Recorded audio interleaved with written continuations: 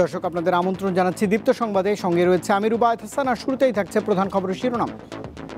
لبيك اللهم لبيك لبيك لا شريك لك لبيك إن الحمد والنعمة لك والملك لا شريك لك।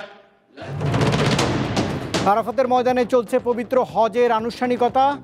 অংশ নিয়েছেন প্রায় 15 লাখ মুসল্লি।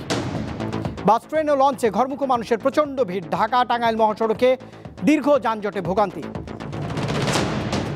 রাজধানী সহ সারা দেশে বেড়েছে কোরবানির পশু কেনাবেচা। ছোট ও মাঝারি গরুর চাহিদাই বেশি।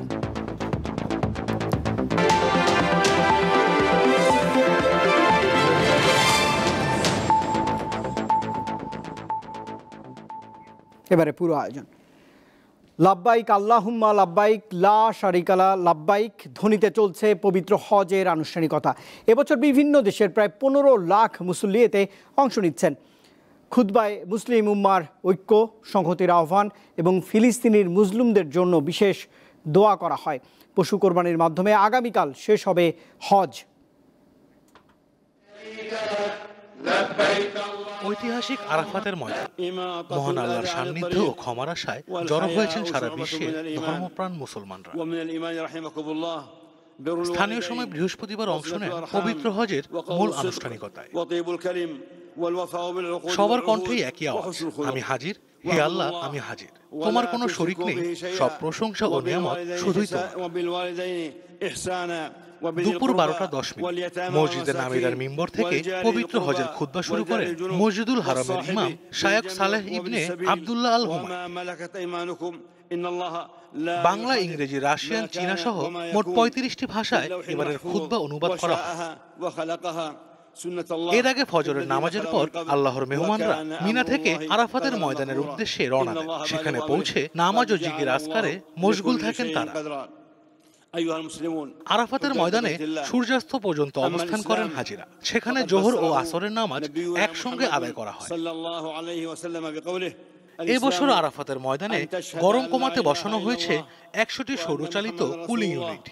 60,000 বর্গমিটার এলাকা জুড়ে স্থাপন করা হয়েছে অস্থায়ী তাঁবু। 500 চিকিৎসক হাজিদের সেবায় কাজ করছেন। রয়েছে বিশেষ মেডিকেল ক্যাম্প।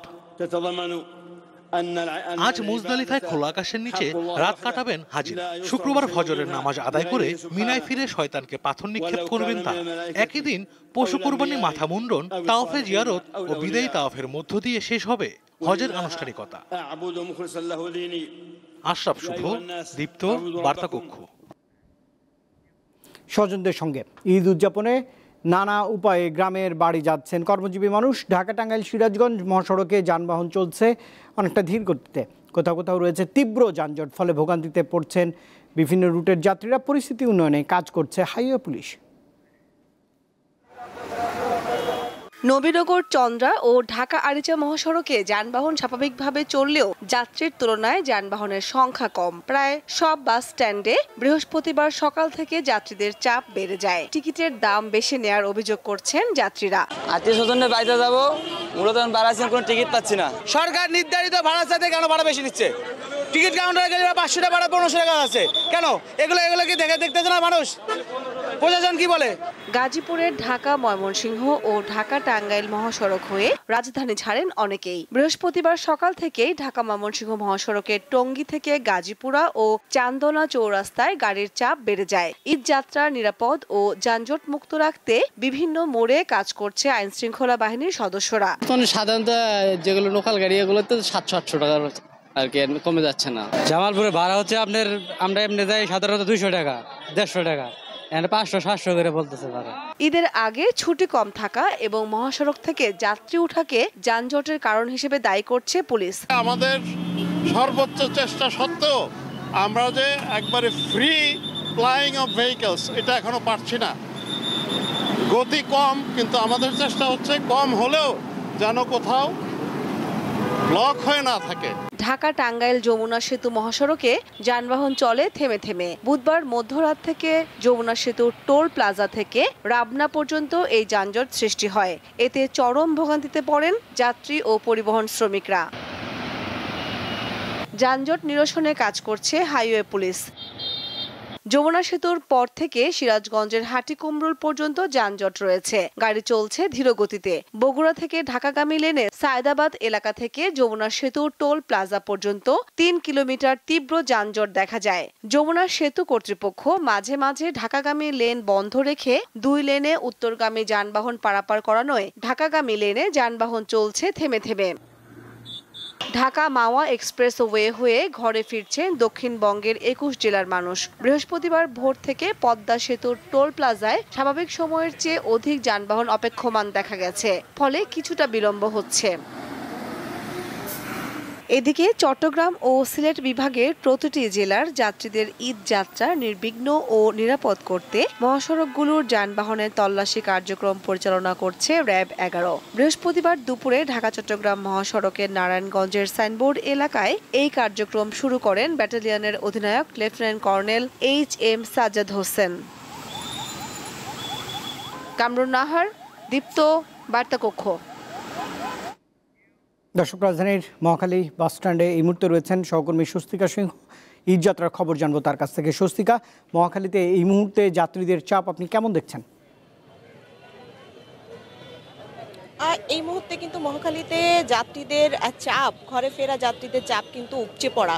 আমি যদি আমার পেছনের চিত্রটি একটু দেখাই, যে আসলে সকাল থেকেই কিন্তু মহাখালী বাস স্ট্যান্ডে যাত্রীদের চাপ রয়েছে, খুবই উপচে পড়া চাপ এবং ভরপুর। কারণ এখানে ঢাকা টাঙ্গাইল মহাসড়কের দীর্ঘ যানজটের কারণে যে অতিরিক্ত বাসগুলো ঈদ উপলক্ষে আনা হয়েছিল বা যে বাসগুলো গতকাল রাতে বের হয়েছিল, কোনো বাসই কিন্তু এই মহাখালীর দিকে প্রবেশ করেনি।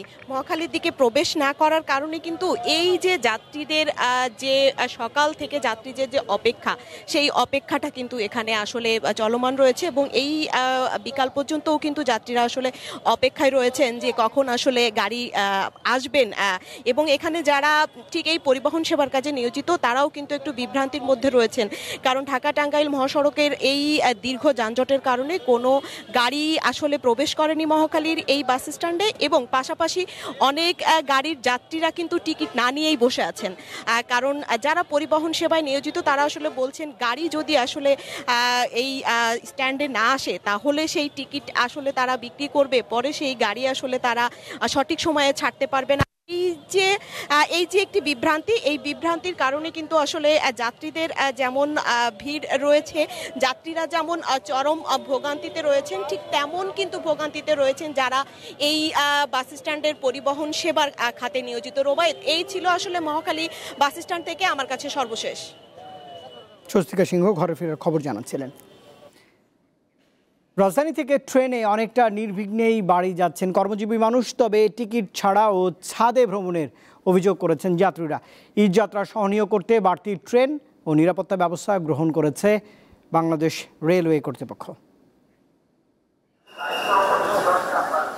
এই চিত্র বৃহস্পতিবার রাজধানীর কমলাপুর রেলওয়ে স্টেশনের। পরিবার পরিজন নিয়ে নিজ গন্তব্যে ছুটছেন মানুষ। অনলাইনে টিকিট কেটে আবার স্টেশনে গিয়ে টিকিট নিয়ে ট্রেনে উঠছেন যাত্রীরা। নির্দিষ্ট আসন তো বটেই, দাঁড়িয়েও যাচ্ছেন অনেক মানুষ। 2 বাচ্চা নিয়ে কষ্ট হচ্ছে, কিন্তু তারপরে যাবো আমার শ্বশুরবাড়িতেও, সবাই মিলে একসাথে আনন্দ করব, এই আনন্দের জন্যই যাওয়া আর কি। টিকিট কাটতে তো ঝামেলা, অনেক সাধনা করি টিকিট কাটা হয়েছে। ছাদে দাঁড়িয়ে যা আছে সব বিনা টিকিট। জ্যাম ভিড়, কেমনে এত গরমের মধ্যে কেমনে যাবো, এই জন্যই ছাদে উঠছি। ভেতরে জায়গা না পেয়ে ছাদে ওঠেন অনেকে, পরে নিরাপত্তা কর্মীরা ছাদ থেকে যাত্রীদের নামিয়ে দেন। ট্রেনে ঈদ যাত্রায় পোষা প্রাণীটিকেও সাথে নেন অনেকেই। বাসায় একা একা রাখা যায় না, সেজন্যই নিয়ে আসা আর কি সাথে করে। 10 দিনের একটা ছুটি, তো এটা আসলে আলহামদুলিল্লাহ অনেক ভালো, অনেক ভালোভাবে ফ্যামিলি নিয়ে পরিবার নিয়ে আসলে বাড়ি থেকে ঈদ কেটে আবার ঢাকায় ফিরে আসতে পারবো আর কি।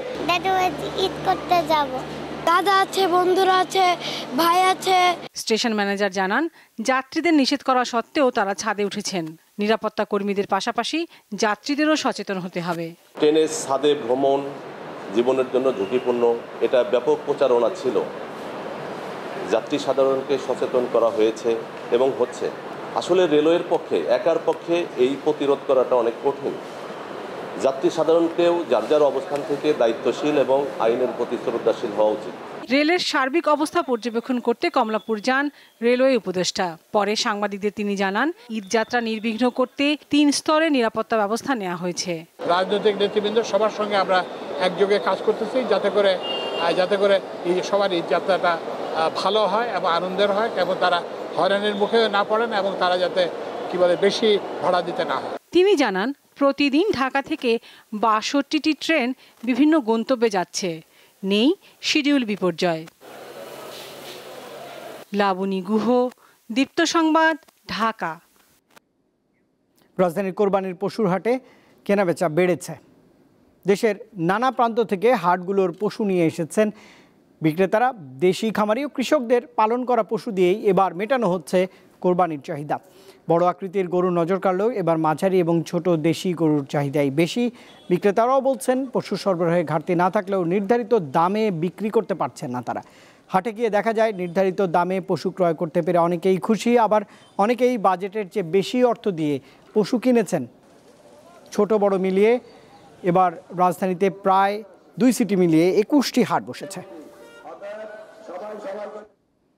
অন্যদিকে চট্টগ্রামে জমে উঠেছে কোরবানির পশুর হাট। এবার মাঝারি আকারের গরুতে আগ্রহ ক্রেতাদের, তবে দাম কিছুটা বেশি বলে জানিয়েছেন সেখানকার ক্রেতারা। এবার চট্টগ্রাম মহানগরীতে স্থায়ী 3টি সহ কোরবানি পশুর হাট বসেছে 13টি। এসব হাটে প্রতিদিনই দেশের বিভিন্ন প্রান্ত থেকে আসছে পশু। চট্টগ্রামের খামার ও গৃহপালিত ছাড়াও হাটগুলোতে কোরবানির পশু নিয়ে কুষ্টিয়া, চাঁপাইনবাবগঞ্জ সহ দেশের বিভিন্ন প্রান্ত থেকে এসেছেন ব্যাপারীরা। তাদের প্রত্যাশা, আগামী 2 দিনে ন্যায্য দামে পশু বিক্রি করতে পারবেন তারা। আমি নোয়াখালীর থেকে আজকে আইছি, 7টা গরু বিক্রি করছি। এখন কাস্টমার আসার কথা, আজকে আবার আসে না বৃষ্টির জন্য। তবে হাটে এবার পশুর দাম নিয়ে কেউ কেউ সন্তোষ প্রকাশ করলেও অনেকে বলছেন এবার দাম অনেক বেশি। সে বাজেটের মধ্যে দিয়ে আমরা ক্রয় করার ক্ষমতা হচ্ছে না, তো চেষ্টা করছি, ঘুরছি। দাম 120, ওইটা হবে 2 মণ 2.5 মণ। তো এই 2.5 মণ হলে 40,000 টাকা কেজি, কেজি 1000 করতেছে। টাকা নিয়ে পকেটে ঘুরতেছি, দেখতেছি আলহামদুলিল্লাহ, আল্লাহ আমাদের ভাগ্যে কি জুটায়। খাবারের দাম হলে তো গরুর দাম চাওয়া লাগে, বুঝছেন না? ফিটের দাম, ভুসির দাম, সবকিছু দামে বাড়া। হাটগুলোতে বেচা কেনার টাকা লেনদেনের সুবিধার্থে ব্যাংকের বুথ সার্বক্ষণিক খোলা রাখা হয়েছে।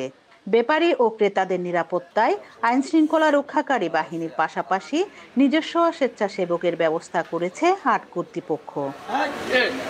রুনা আনসারি, দীপ্ত সংবাদ, চট্টগ্রাম। একসঙ্গে 35,000 মুসল্লির অংশগ্রহণে ঈদুল আজহার প্রধান জামাতের জন্য প্রস্তুত জাতীয় ঈদগাহ ময়দান। জামাত হবে সকাল 7:30টায়। সকালে জাতীয় ঈদগাহ মাঠ পরিদর্শন করে ঢাকা দক্ষিণ সিটি কর্পোরেশনের প্রশাসক শাহজাহান মিয়া বলেছেন, মুসল্লিদের নামাজ আদায়ের নিরাপত্তার কোনো ঘাটতি থাকবে না। বৈরী আবহাওয়ার কারণে জামাত আয়োজন সম্ভব না হলে বায়তুল মোকাররম জাতীয় মসজিদে সকাল 8টায় জামাত অনুষ্ঠিত হবে। নিরাপত্তা নিশ্চিতে পুলিশ, র্যাব ও অন্যান্য আইন শৃঙ্খলা রক্ষাকারী বাহিনী মোতায়েন থাকবে। ডিএসসিসির প্রশাসক জানিয়েছেন, ঈদের দিন বিকেল থেকে 12 ঘন্টার মধ্যে কোরবানির বর্জ্য পরিষ্কার করা হবে। দর্শক, এই খবরের সঙ্গেই শেষ করছি সন্ধ্যার দীপ্ত সংবাদ। শেষ করার আগে প্রধান খবরের শিরোনাম থাকছে আরেকবার। আরাফাতের ময়দানে চলছে পবিত্র হজের আনুষ্ঠানিকতা। অংশ নিচ্ছেন প্রায় 15 লাখ মুসল্লি। বাস, ট্রেন ও লঞ্চে ঘরমুখো মানুষের প্রচণ্ড ভিড়। ঢাকা টাঙ্গাইল মহাসড়কে দীর্ঘ যানজটে ভোগান্তি। রাজধানী সহ সারা দেশে বেড়েছে কোরবানির পশু কেনাবেচা। ছোট ও মাঝারি গরুর চাহিদাই বেশি।